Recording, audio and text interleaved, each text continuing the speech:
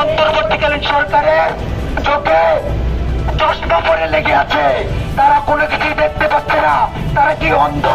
সারা দেশে শিক্ষার্থীরা আজকে এখানে অবরোধ কর্মসূচি গ্রহণ করেছি যে যদি উপদেষ্টা জাহাঙ্গীর আলমকে 24 ঘন্টার মধ্যে তিনি যদি পদত্যাগ না করেন তাহলে আমরা ছাত্র সমাজ বৃহত্তর আন্দোলনের ডাক দিব।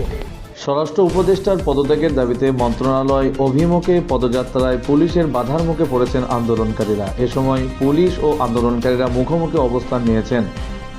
সোমবার 24 ফেব্রুয়ারি দুপুর 2:30টার দিকে কেন্দ্রীয় শহীদ মিনার থেকে ধর্ষণ ও নিপীড়নের বিরুদ্ধে বাংলাদেশ ব্যানারে এ পদযাত্রা শুরু হয়।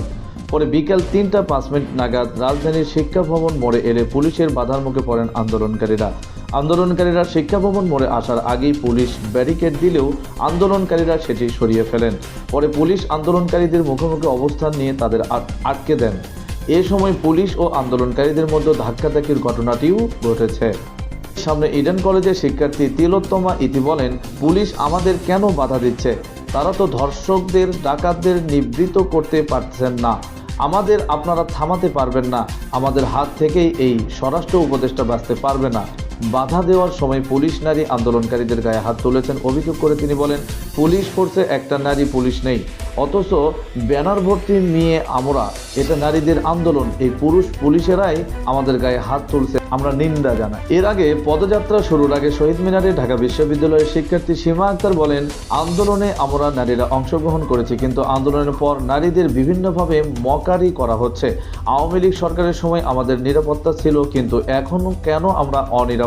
তিনি বলেন, আমাদের এখন রাস্তায় হাঁটতেও ভয় লাগে, নিজের ক্যাম্পাসেও অনিরাপদ বোধ করছি। এই রাষ্ট্র আমরা কখনো চাইনি। সীমা বলেন, বৈষম্যহীন বাংলাদেশের কথা বলে এই ইন্টেরিম সরকার দায়িত্ব নিয়েছে, কিন্তু এই স্বরাষ্ট্র উপদেষ্টা আমাদের নিরাপত্তা নিশ্চিত করতে পারেনি। তাই আমরা ব্যর্থতার দায় স্বীকার করে স্বরাষ্ট্র উপদেষ্টার পদত্যাগ দাবি করছি। পদত্যাগ না হওয়া পর্যন্ত আমাদের আন্দোলন চলমান থাকবে।